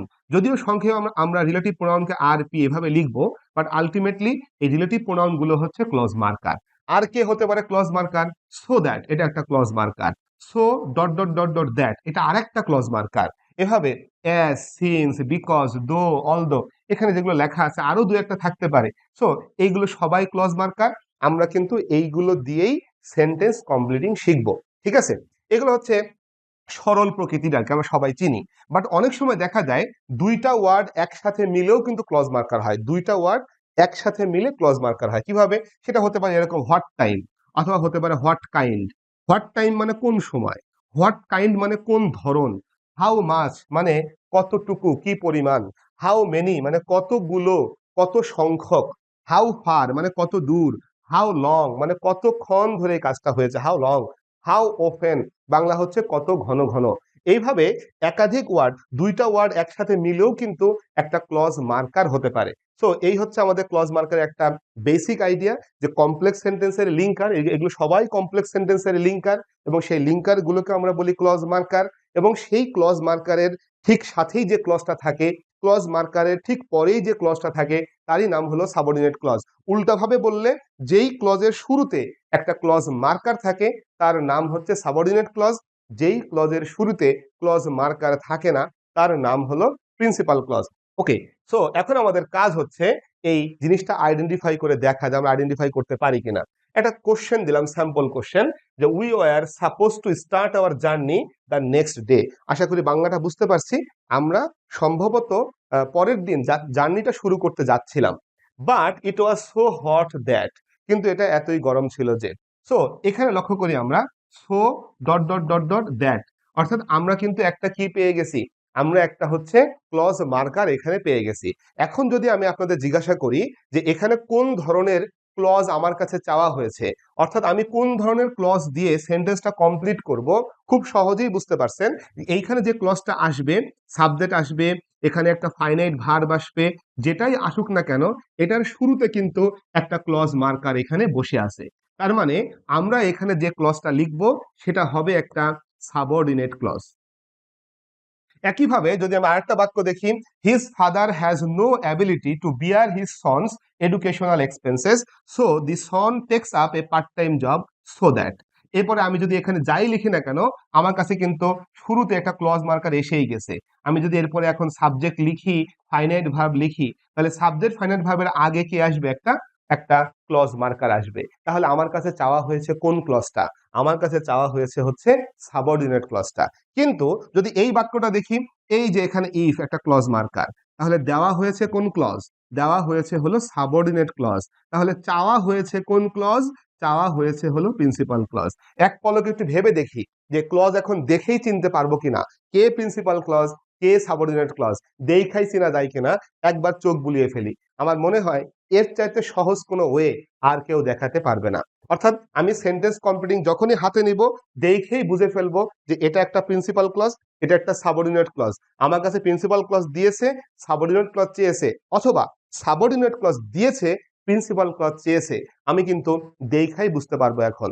এরপরের কাজ হচ্ছে সেই ক্লজটা দেখে প্রিন্সিপাল নাকি সাবঅর্ডিনেট কোনটা চেয়েছে আমার কাছে, সেটাকে উপরে ভিত্তি করেই কিন্তু আমরা টেন্স নির্ণয় করব। যেহেতু সাবঅর্ডিনেট ক্লজ নির্ভরশীল, বোঝাই যাচ্ছে প্রিন্সিপাল ক্লজ দেখে দেখে করব। কিন্তু প্রিন্সিপাল ক্লজ তো স্বাধীন, ওটা আবার কিভাবে করব? সো এইগুলো বোঝার জন্যই কিন্তু মূলত ক্লজটাকে আইডেন্টিফাই করা খুবই জরুরি বা খুবই গুরুত্বপূর্ণ ছিল। এবার চলে আসবো আমরা কম্পাউন্ড সেন্টেন্স। আমরা কম্পাউন্ড সেন্টেন্স এবং কোঅর্ডিনেট ক্লজ এটা নিয়ে আলোচনা করব, কারণ কোঅর্ডিনেট ক্লজের সাথে কম্পাউন্ড সেন্টেন্সের একটা সংযোগ আছে। সো প্রথমত প্রিন্সিপাল ক্লজ, প্রিন্সিপাল ক্লজ যুক্ত হয় এক ধরনের কনজাংশন দিয়ে কোঅর্ডিনেট ক্লজ। তখন এই প্রিন্সিপাল ক্লজ এবং এই প্রিন্সিপাল ক্লজ দুইটারই নাম হয়ে যায় কোঅর্ডিনেট ক্লজ। আমি আবারও বলতেছি, একটা প্রিন্সিপাল ক্লজ এবং একটা প্রিন্সিপাল ক্লজ মাঝখানে যুক্ত হলো একটা কনজাংশন দিয়ে, সেই কনজাংশনের নাম হচ্ছে কোঅর্ডিনেট কনজাংশন। এখন অনেকের মাথায় প্রশ্ন আসে যে ভাই আমি তো কোঅর্ডিনেট কনজাংশন চিনি না। ডোন্ট ওয়ারি, আমি চিনাবো একটু পরে। বাট ধরে নেই এক ধরনের কনজাংশন আছে যাদেরকে আমরা বলি হচ্ছে কোঅর্ডিনেট কনজাংশন। সেই কনজাংশন দিয়ে আমি দুইটা ক্লজকে যুক্ত করলাম। কোন দুইটা ক্লজ? দুইটা প্রিন্সিপাল ক্লজকে। সেম ক্লজ হতে হবে। কোঅর্ডিনেট কনজাংশন কিন্তু একই ধরনের দুইটা ক্লজকে যুক্ত করে, দুইটাই প্রিন্সিপাল অথবা দুইটাই সাবঅর্ডিনেট। এই যে যখন যুক্ত করলাম এরকম একটা বাক্য হলো, he tried his best but he failed to get GPA 5। এই যে দুইটা অংশ, দুইটাই প্রিন্সিপাল ক্লজ। কেন? কারণ এটা শুরুতে কোনো ক্লজ মার্কার নাই, এইটা শুরুতেও কোনো ক্লজ মার্কার নাই। এইখানে যে বাট বসে আছে সেই কিন্তু একটা কোঅর্ডিনেট কনজাংশন। ফলে এই দুইটা ক্লজ এখন আর প্রিন্সিপাল ক্লজ নয়, এই দুইটা ক্লজকে আমরা এখন বলবো কোঅর্ডিনেট ক্লজ। এখন প্রশ্ন হলো এই ধরনের সেন্টেন্সকে কি বলবো?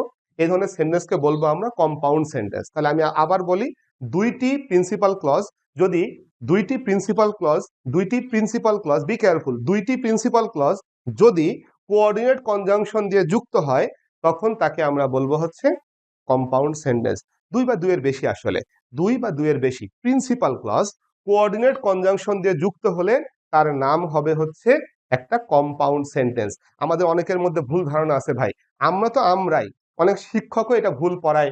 উইথ ডিউ রেসপেক্ট আমি বলতে চাই যে তারা বলেন যে এন্ড অর বার্ড থাকলেই কম্পাউন্ড হয়। ভাই এটা ব্যাপক একটা মিস্টেক। এন্ড অর বার্ড থাকলেই কম্পাউন্ড হয় না, এন্ড অর বার্ড থাকলে কম্পাউন্ড হবে যদি এন্ড অর বার্ড দুইটা প্রিন্সিপাল ক্লজকে যুক্ত করে। এগুলো বিস্তারিত আমরা আসলে অ্যাডমিশনে বা জবের সময় শিখবো ইনশাআল্লাহ। ওকে, এখন চলে আসি পরবর্তীতে, দুইটা সাবঅর্ডিনেট ক্লজও কিন্তু এই কোঅর্ডিনেট কনজাংশন দিয়ে যুক্ত হতে পারে।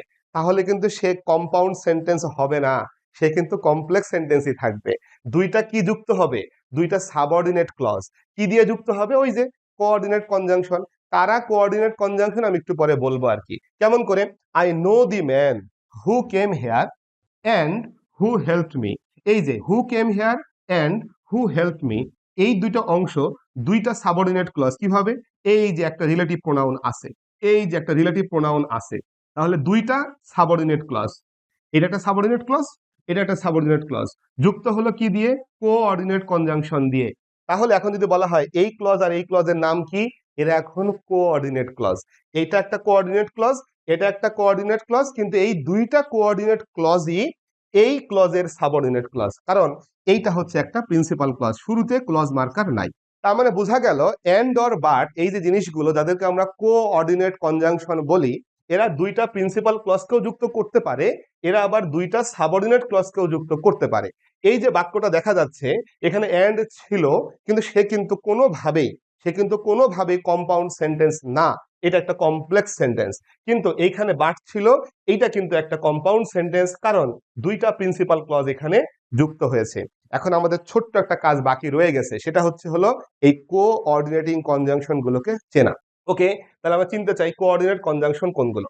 F A N B O Y S, আমরা মনে রাখতে পারি ফ্যান বয়েস, আমরা মনে রাখতে পারি fan boys, F A N fan, B O Y S boys. তাহলে এফ তে কি হবে? ফর, এতে কি হবে? এন্ড, এন তে কি হবে? নর, বি তে কি হবে? বাট, ও তে হলো অর অথবা আদারওয়াইজ, ওয়াই তে হলো ইয়েট এবং এস তে হচ্ছে সো।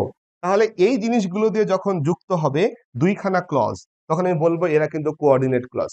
এবং দুইটা দুইটা ক্লজে যদি প্রিন্সিপাল ক্লজ হয় তাহলে ওই বাক্যের নাম হবে কম্পাউন্ড সেন্টেন্স। তাহলে আমরা সংক্ষেপে কি বললাম? ফ্যান বয়েস, আশা করি মনে থাকবে। এরা হচ্ছে কোঅর্ডিনেট কনজাংশন। এগুলো দিয়ে আমাদের সেন্টেন্স কমপ্লিটিং শিখতে হবে। সো দিয়ে সেন্টেন্স কমপ্লিটিং শিখবো, ইয়েট দিয়ে শিখবো, এমনকি আমরা যখন কানেক্টরস পড়বো তখনও কিন্তু ইয়েট এর ব্যবহার আছে, সেখানেও কিন্তু সো এর ব্যবহার আছে, অর এর ব্যবহার আছে, এই এন্ড এর ব্যবহার আছে, হয়তো ফর নর এইগুলো হয়তো নাই, বাট এখানকার অনেকগুলো ব্যবহার আছে। তাহলে এরা কি ধরনের কনজাংশন? এরা হচ্ছে কোঅর্ডিনেটিং কনজাংশন। তাহলে এদেরকে দিয়ে কি হয়? এদেরকে দিয়ে কম্পাউন্ড সেন্টেন্স তৈরি হয় যদি এদের দুই পাশে দুইখানা প্রিন্সিপাল ক্লজ থাকে। বাট এরা যদি দুইটা সাবঅর্ডিনেট ক্লজকে যুক্ত করে তাহলে কিন্তু সেটা কম্পাউন্ড সেন্টেন্স হবে না। কোন ধরনের সেন্টেন্স থেকে আমাদের সেন্টেন্স কমপ্লিটিং এর প্রশ্ন করা হয়, এটা হলো গুরুত্বপূর্ণ বিষয়। তার কারণ আমরা অ্যাসার্টিভ, ইন্টারোগেটিভ, ইম্পারেটিভ এ ধরনের একটা প্রকারভেদ দেখেছি, আবার সিম্পল, কমপ্লেক্স, কম্পাউন্ড এ ধরনের প্রকারভেদও কিন্তু দেখলাম। তাহলে কোন ধরনের সেন্টেন্স থেকে আমাদের সেন্টেন্স কমপ্লিটিং এর প্রশ্নটা বেশি করা হয়? সো প্রথম যদি বলি, সবচেয়ে বেশি প্রশ্ন করা হয় হচ্ছে কমপ্লেক্স সেন্টেন্স থেকে। তার মানে বোঝাই যাচ্ছে যে কমপ্লেক্স সেন্টেন্সের আদ্যপান্ত যদি আমরা ঠিকভাবে না বুঝি তাহলে কিন্তু হবে না। So this is the most important part. Then এরপরেরটা হচ্ছে সেকেন্ডে থাকে হচ্ছে সিম্পল সেন্টেন্স। তো সিম্পল সেন্টেন্স হচ্ছে একেবারে সিম্পল, বোঝাই যাচ্ছে। কমপ্লেক্স সেন্টেন্সের মধ্যেও কিন্তু এক ধরনের ক্লজ আছে, তার নাম হলো প্রিন্সিপাল ক্লজ। ওইটা কিন্তু আবার সিম্পল সেন্টেন্সের মতোই ফলে আলটিমেটলি এই দুটো আমাদের সবচেয়ে বেশি পরিমাণ কোশ্চেন এসে থাকে। দেন এরপরে সবচেয়ে কম প্রশ্ন আসে হচ্ছে কম্পাউন্ড সেন্টেন্স থেকে। অর্থাৎ আমরা একটু আগে যেটা দেখলাম, কোঅর্ডিনেট কনজাংশন দিয়ে যখন যুক্ত হয় দুইটা প্রিন্সিপাল ক্লজ, তখন তাকে আমরা কোঅর্ডিনেট ক্লজ বলি এবং ওই সেন্টেন্সটাকে বলি হচ্ছে কম্পাউন্ড সেন্টেন্স। অর্থাৎ এন্ড অর বাট দিয়ে সেন্টেন্স কমপ্লিটিং কিন্তু খুব বেশি একটা আসে না।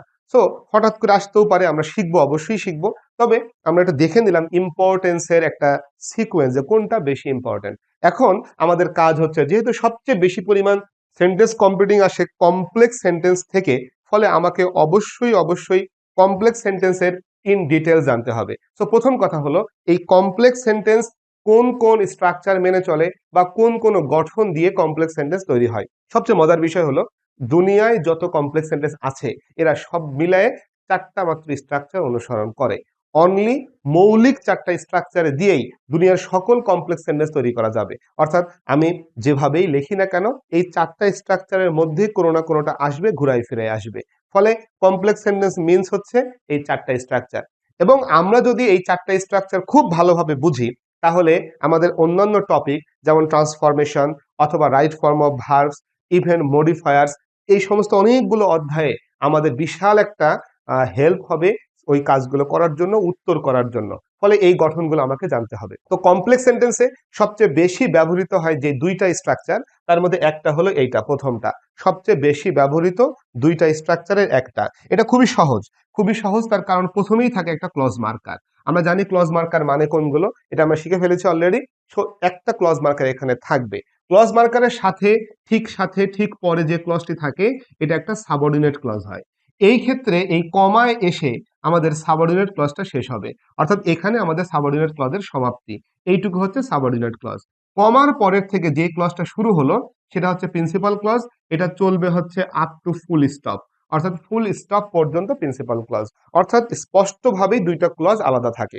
তাহলে যদি কোনো সেন্টেন্স কমপ্লিটিং এই স্ট্রাকচারের উপর থেকে আসে, আমরা দেখেই বলে দিতে পারবো কোনটা প্রিন্সিপাল ক্লজ আর কোনটা হলো সাবঅর্ডিনেট ক্লজ। যেমন একটা কোশ্চেন আমি দেখাই, if I had much money শূন্যস্থান। তাহলে এখানে ইফ হলো ক্লজ মার্কার, বুঝাই যাচ্ছে ইফ হলো ক্লজ মার্কার। তাহলে আমাদের দেওয়া আছে যে ক্লজটা, এটা হলো একটা সাবঅর্ডিনেট ক্লজ। তাহলে চাওয়া হয়েছে যেই ক্লজটা, সেটা হলো একটা principal clause. Very easy, very simple, কারণ আমরা দেখাই এখন বলতে পারছি কোন ক্লজটা চাওয়া হয়েছে।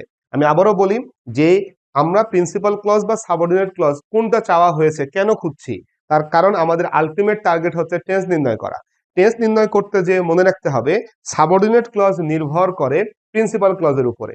তাহলে প্রিন্সিপাল ক্লজ যে জিনিসটা, সে কিন্তু নির্ধারণ করে দিবে সাবঅর্ডিনেট ক্লজে কোন টেন্স হবে। এই সমস্ত বিষয় সম্পর্কিত রুল আমাদের সামনে আসছে। সেই জন্য আমাদের ক্লজ চেনাটা হচ্ছে অতীব গুরুত্বপূর্ণ। কোনটা প্রিন্সিপাল ক্লজ, কোনটা সাবঅর্ডিনেট ক্লজ আমাদের চিনতেই হবে, কোনো বিকল্প নেই। ওকে, চলে আসি আমরা এরপরে। তাহলে দ্বিতীয় যে স্ট্রাকচারটা, আমি আগেও বলেছি যে কমপ্লেক্স সেন্টেন্সের সবচেয়ে বেশি ব্যবহৃত দুইটা স্ট্রাকচার, এক আর দুই। সো এক নম্বরটা আমরা দেখে ফেললাম।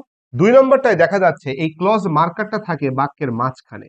এবং তাহলে আমরা জানি ক্লজ মার্কারের ঠিক সাথে ঠিক পরে যেই ক্লজটা থাকে সেটা হলো একটা সাবঅর্ডিনেট ক্লজ। তাহলে এই সাবঅর্ডিনেট ক্লজটা চলে হচ্ছে আপ টু ফুল স্টপ পর্যন্ত।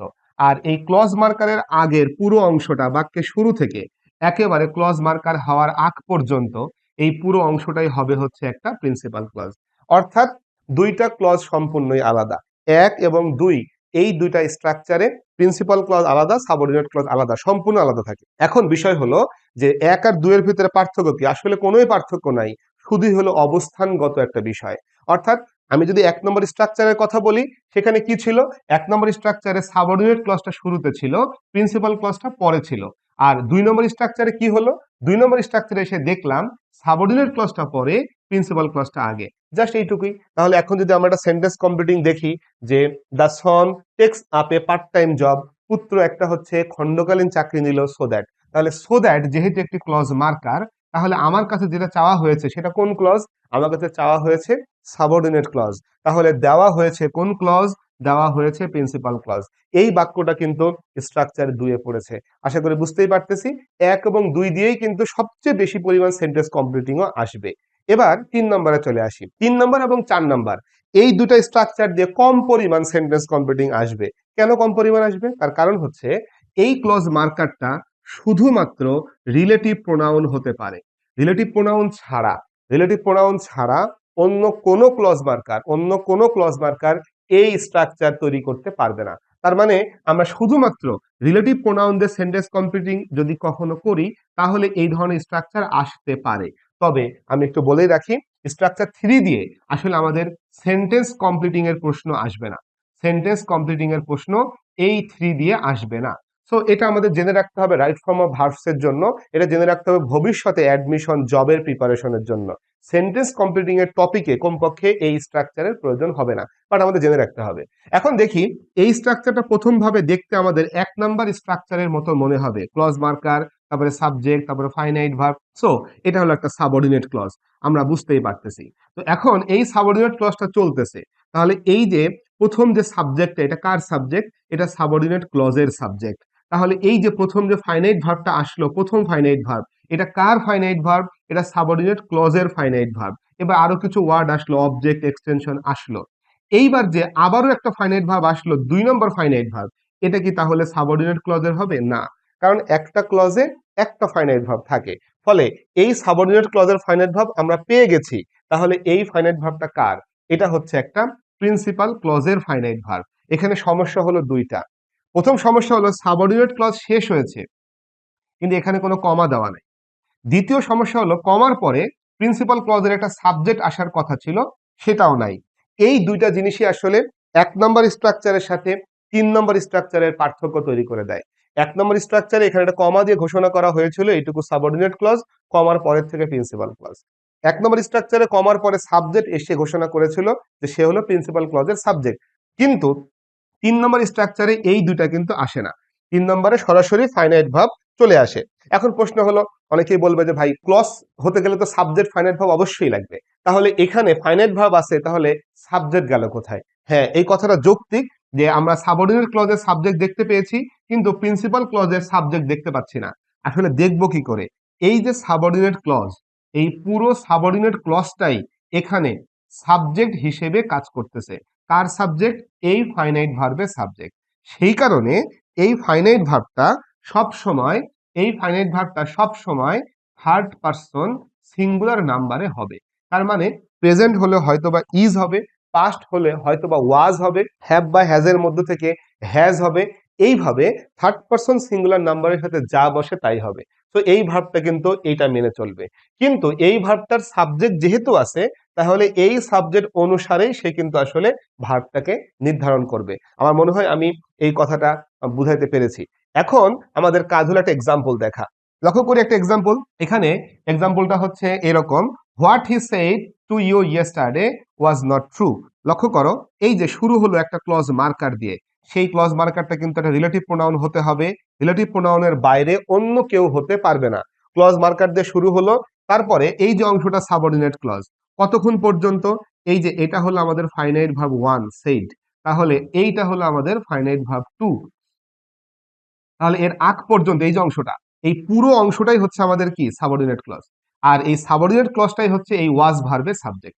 ফলে এই ধরনের স্ট্রাকচার দিয়ে যেহেতু আমাদের সেন্টেন্স কমপ্লিটিং এর প্রশ্ন আসবে না, রাইট ফর্ম অফ ভার্বসে মাঝে মাঝে এই জায়গাটা শূন্যস্থান দেয়, মাঝে মাঝে এখানে শূন্যস্থান দেয়, অনেক সময় স্টুডেন্ট এটাকে গোলমাল করে ফেলে আর কি। সো আমার মনে হয় এই স্ট্রাকচার বুঝতে কারো কোনো সমস্যা থাকবে না। এবার চলে আসি 4 নম্বর স্ট্রাকচার। এটাও কিন্তু একই রকম। এই ক্লজ মার্কারটা শুধুমাত্র রিলেটিভ প্রোনাউন হতে পারবে, আর কেউ না।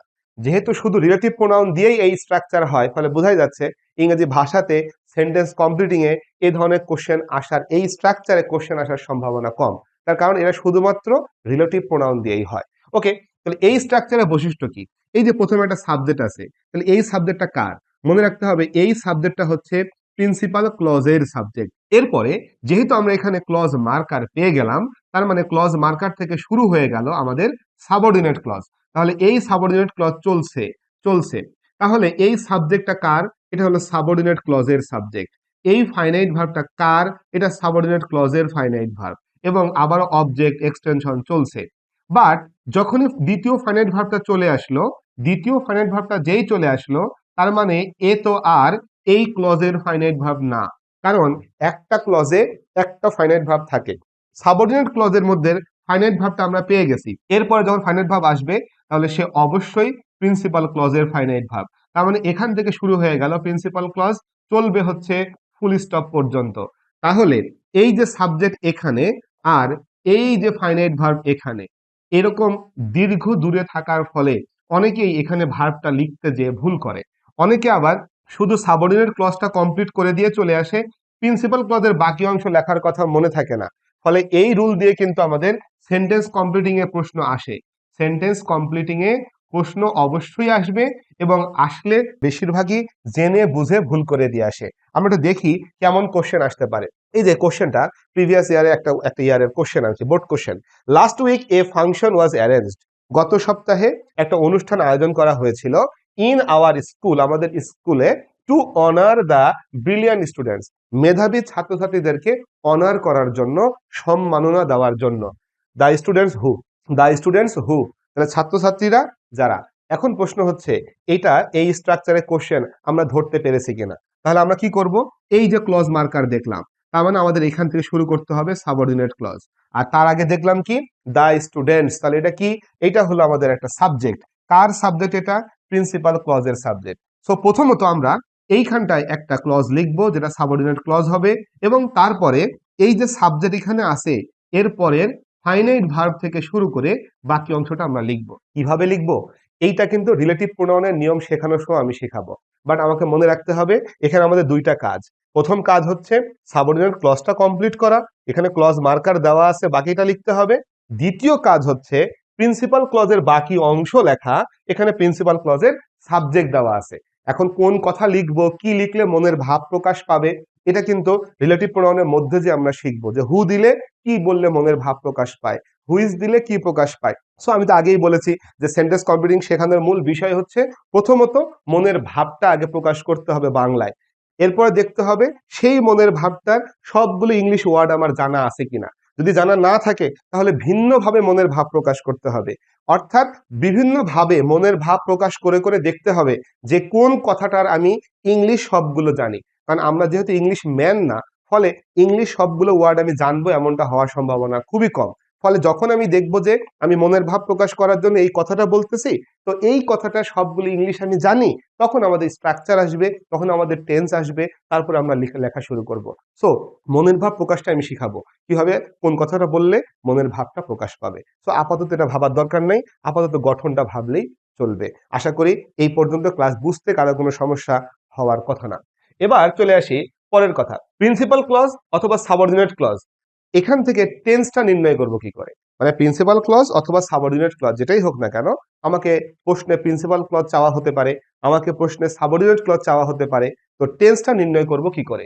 এই যে টেন্সটা নির্ণয় করার ক্ষেত্রে প্রথমত অর্থ অনুসারে, মানে আমি যদি সঠিকভাবে বাংলা করে মনের ভাবটা প্রকাশ করতে পারি সঠিকভাবে, তাহলে বাংলায় যে ক্রিয়ার কালটা আমি ব্যবহার করলাম, বাংলায় যে টেন্সে আমি কথাটা বললাম, ইংরেজি করার সময় আমি সেই টেন্সেই লিখবো, বাস হয়ে গেল। আমি আবারও বলতেছি, বাংলায় যেই টেন্সে আমি লিখলাম, ইংরেজিতে আমি সেই টেন্সেই লিখে দিব, হয়ে যাবে। সো এটা একটা প্রথম বিষয়। বাট অনেক ক্ষেত্রে এটা কাজ করে না, কারণ আমরা ঠিক মতন বাংলা অনুবাদ করি না, বাংলায় মনের ভাবটা ঠিক মতো প্রকাশ করি না, সমস্যা হয়। সেই জন্য আমরা দ্বিতীয় আরেকটা বিষয় অনুসরণ করব, সিকোয়েন্স অফ টেন্সের নিয়ম অনুসারে। অর্থাৎ এই দুইটার কম্বিনেশন করব। প্রথমত অর্থ অনুসারেও দেখব, আবার আমার একটা রুল শিখাবো, সেটার নাম হচ্ছে সিকোয়েন্স অফ টেন্স। এটা গ্রামারের একটা চ্যাপ্টার, সব রুল এখানে শিখবো না, আমাদের যে যতটুকু লাগবে আর কি সেন্টেন্স কমপ্লিট করতে ওইটুকু শিখবো। তাহলে ওইটা অনুযায়ী আমাকে দেখতে হবে যে কোন টেন্স লাগবে, এবং এই দুইটা বিষয়ের কম্বিনেশনে আমাকে নির্ণয় করতে হবে যে অংশ আমার কাছে চাওয়া হলো, হতে পারে সেটা প্রিন্সিপাল ক্লজ, হতে পারে সেটা সাবঅর্ডিনেট ক্লজ, কোন টেন্সে লিখবো। এটা কিন্তু এই দুইটার কম্বিনেশনে হবে। তার মানে বোঝাই যাচ্ছে আমাদের আরেকটা বিষয় সম্পর্কে ধারণা নিতে হবে, সেটার নাম হচ্ছে sequence of tense. Okay, so sequence of tense এই জিনিসটা আসলে কি। সিকোয়েন্স মানে বোঝাই যাচ্ছে, সিকোয়েন্স মানে হলো ক্রম বা ধারাবাহিকতা, আর টেন্স মানে তো টেন্স বা ক্রিয়ার কাল। তাহলে সিকোয়েন্স অফ টেন্স মানে হচ্ছে ক্রিয়ার কালের ধারাবাহিকতা বা ক্রিয়ার কালের ক্রম। এটা মানে কি, এইটা মানে হচ্ছে হলো আমরা একটা প্রিন্সিপাল ক্লজ পেলাম, সেই প্রিন্সিপাল ক্লজের টেন্স অনুযায়ী সাবঅর্ডিনেট ক্লজের টেন্সটা নির্ণয় করব। প্রিন্সিপাল ক্লজে কোন টেন্স, সেই অনুযায়ী সাবঅর্ডিনেট ক্লজে কোন টেন্স হবে। প্রিন্সিপাল ক্লজের টেন্স দেখে, উল্টা না কিন্তু, এটা ওয়ান ওয়ে, একমুখী। প্রিন্সিপাল ক্লজকে দেখে সাবঅর্ডিনেট ক্লজ নির্ণয় করব। কেন? কারণ সাবঅর্ডিনেট ক্লজ প্রিন্সিপাল ক্লজের উপরে নির্ভর করে, ভুলেও উল্টা কাজ করা যাবে না। অর্থাৎ সাবঅর্ডিনেট ক্লজ দেখে প্রিন্সিপাল ক্লজ কখনোই নির্ণয় করব না, আমরা নির্ণয় করব প্রিন্সিপাল ক্লজ দেখে সাবঅর্ডিনেট ক্লজ। সো কারণ প্রিন্সিপাল ক্লজ তো স্বাধীন। যদি কখনো আমাকে বলে সাবঅর্ডিনেট ক্লজে শূন্যস্থান দিছে আর কি, মানে আমি সেন্টেন্স কমপ্লিট করব সাবঅর্ডিনেট ক্লজে, তাহলে আমাদের টার্গেট থাকবে প্রিন্সিপাল ক্লজে কোন টেন্স লেখা আছে, সেই টেন্স অনুসারে রুল কি বলতেছে এবং সেই রুল মেনে উত্তর করব। কিন্তু যদি উল্টা হয়, যদি কখনো আমাকে প্রিন্সিপাল ক্লজ জানতে চাই যে প্রিন্সিপাল ক্লজটা কি হবে, সেন্টেন্স কমপ্লিট করো, তখন আমি কি করব? ভাই, প্রিন্সিপাল ক্লজ হলো স্বাধীন, প্রিন্সিপাল ক্লজ কারো উপরে নির্ভর করে না। সুতরাং আমাকে বাংলা করে অর্থ করে যেই টেন্স দিলে মনের ভাবটা সঠিকভাবে প্রকাশ পায়, সম্পূর্ণরূপে প্রকাশ পায় বাংলায়, সেই টেন্সেই লিখতে হবে। এই ক্ষেত্রে ইংরেজিতে এসে আমার মনে হয় বুঝতে পারছি। প্রিন্সিপাল ক্লজ মানে বাংলায় মনের ভাব প্রকাশ করো, যেই টেন্সে প্রকাশ পাবে সেই টেন্সে লিখতে হবে। আর সাবঅর্ডিনেট ক্লজ মানে প্রিন্সিপাল ক্লজ দেখে করতে হবে, প্রিন্সিপাল ক্লজে কি আছে সেই অনুযায়ী রুল কি বলতেছে সেই রুল দেখে করতে হবে। তাহলে রুলটা কি? রুলটা হলো এইটা, প্রিন্সিপাল ক্লজে যদি পাস্ট টেন্স দেওয়া থাকে তাহলে সাবঅর্ডিনেট ক্লজে অবশ্যই পাস্ট টেন্স হবে। প্রিন্সিপাল ক্লজে যদি পাস্ট টেন্স থাকে তাহলে সাবঅর্ডিনেট ক্লজটা অবশ্যই কোন টেন্সে হবে? পাস্ট টেন্সে। এখানে কোনো ওজোর আপত্তি চলবে না ভাই, প্রিন্সিপাল ক্লজ পাস্টে আছে, সাবঅর্ডিনেট ক্লজ পাস্টে হবে। কিন্তু যদি প্রিন্সিপাল ক্লজটা প্রেজেন্টে দেওয়া থাকে, যদি প্রিন্সিপাল ক্লজটা ফিউচারে দেওয়া থাকে, তাহলে কিন্তু আমি সাবঅর্ডিনেট ক্লজটা যে কোনো টেন্সে লিখতে পারি মনের ভাব প্রকাশ করার প্রয়োজনে। মানে এখানে অ্যানি টেন্স দেখলে কেউ কেউ মনে করবে যে যা দিব তাই হবে। না রে ভাই, এটা ভুল কথা, যা দিব তাই হবে এটা হবে না। আসলে অ্যানি টেন্স মানে হচ্ছে হলো যেই টেন্স দিলে মনের ভাব প্রকাশ পাবে এটা সেই টেন্সেই লেখা যাবে, কোনো বাধ্যবাধকতা নাই।